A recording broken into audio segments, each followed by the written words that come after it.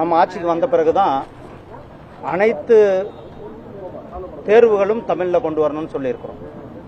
இந்த combined defence services, CRPF, CISF, இதுல எல்லாம் நாம தமிழ்ல தேர்வு எழுதுறது கொண்டு வந்திருக்கோம்.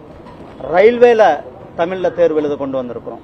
அதே மாதிரி பேங்கிங் எக்ஸாம்ல தமிழ்ல தேர்வு எழுத கொண்டு வந்திருக்கிறோம். யூபிஎஸ்சில தமிழ்ல தேர்வு எழுத கொண்டு வந்திருக்கிறோம். தமிழ் மொழிக்கு அதிகமாக முக்கியத்துவம் கொடுப்பது தேர்வு மட்டும் நமக்குள்ள. நான் சொன்னேன், ஐநா சபையில முதல்ல தமிழ்ல குரலை, நம்மளுடைய தமிழ் குரல் கேட்டதுன்னா அது ஐநா சபையில தான்.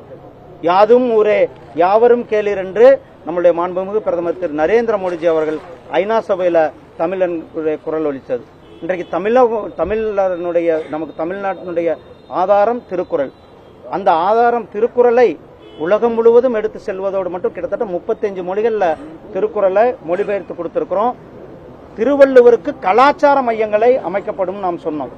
திருவள்ளுவர் கலாச்சார மையங்கள் அமைக்கப்படும் சொல்லும்போது பாரதிய ஜனதா கட்சியினுடைய தேர்தல் அறிக்கையில சொன்னதை நாம் இன்றைக்கு நம்மளுடைய பிரதமர் திரு Narendra Modi Singapore, Malaysia, America, Sri Lanka போன்ற நாடுகளில் நம்மளுடைய கலாச்சார மையங்களை அங்கு நிறுவியிருக்கிறோம். காசி தமிழ் சங்கம் நடத்தி கொண்டிருக்கின்றோம். பாரதியாருக்கு பெருமை சேர்த்தும் விதமாக பாரதியாரினுடைய வாரணாசியில, பிரதமரனுடைய தொகுதியான வாரணாசியில இந்து பனாரஸ் யூனிவர்சிட்டியில அங்கு நாம் பாரதியாருக்கு ஒரு இருக்கை அமைத்து கொடுத்திருக்கிறோம். இதெல்லாம் இன்றைக்கு தமிழுக்கு அதிகமாக பெருமை சேர்ப்பது நான் தான். ஏன்னா யூபி அரசாங்கம் இருந்தாங்களே, காங்கிரசும் திமுகவும் அரசாங்கத்தில் இருந்தப்போ அவர்கள் தமிழுக்கு செய்த சேவை என்ன, தமிழை எந்த அளவுக்கு பரப்பினார்கள். ஆனால் இன்றைக்கு தமிழ் இலக்கியங்களை, தமிழ் மொழியை, உலகத்திலேயே தொன்மையான மொழி தமிழ் மொழி என்று நம்மளுடைய பிரதமர் அவர்கள் இங்க வந்து சொல்லல, உலகம் முழுவதும் போற இடத்துல சொல்றார், வேற நாடுகள்ல போய் சொல்றார். அப்ப தமிழ் மேல, தமிழ் மொழி மேல யாருக்கு பட்டிருக்கிறது? ஜல்லிக்கட்டை வந்து உங்களுக்கு தெரியும், தமிழர்களுடைய வீர விளையாட்டு. ஜல்லிக்கட்டை நடைபெறாம செய்தது காங்கிரசும் திராவிட முன்னேற்ற கழக அரசாங்கமும். ஆனால் மீண்டும் ஜல்லிக்கட்டை மீட்டெடுத்து ஜல்லிக்கட்டை கொண்டு வந்தது நம்மளுடைய பிரதமர் திரு நரேந்திர மோடிஜி அவர்கள். இப்படி தமிழுக்கு நாம் தான் அதிகமாக பெருமை சேர்த்துக் கொண்டிருக்கின்றோம்.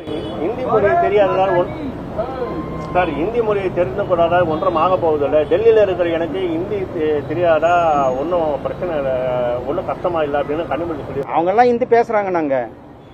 நான் சொன்னே சொல்லுங்க.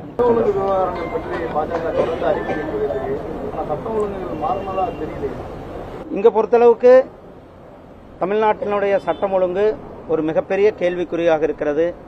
இங்கு யாருக்கும் பாதுகாப்பற்ற சூழ்நிலை தான் இருந்து கொண்டிருக்கிறது. கடந்த மாசம் பார்த்தோம், எத்தனை நம்மளுடைய சகோதரிகளுக்கு எதிரான அட்ராசிட்டிஸை நாம் பார்த்தோம். நேற்றைக்கு தான் நம்ம மகளிர் தினத்தை கொண்டாடி இருக்கிறோம். ஆனால் இங்கே தமிழ்நாட்டில் நம்மளுடைய தாய்மாராகட்டும், சகோதரி ஆகட்டும், தனியாக ரோட்ல நடந்து செல்ல முடியாத அளவுக்கு ஒரு சட்டம் ஒழுங்குன்னா என்னன்னு கேட்கிற அளவுக்கு தான் கேள்விக்குறியாக தான் இங்கு சட்டம் ஒழுங்கு இருந்து கொண்டிருக்கிறது. நாம பாரதிய ஜனதா கட்சி நாம அந்த மும்மொழி கொள்கையை வலியுறுத்தி இன்றைக்கு கையெழுத்து இயக்கத்தை நடத்தி கொண்டிருக்கிறோம். அனைத்து பகுதியிலும் நல்ல மிகப்பெரிய அளவில் வரவேற்பு. நன்றி அண்ணா.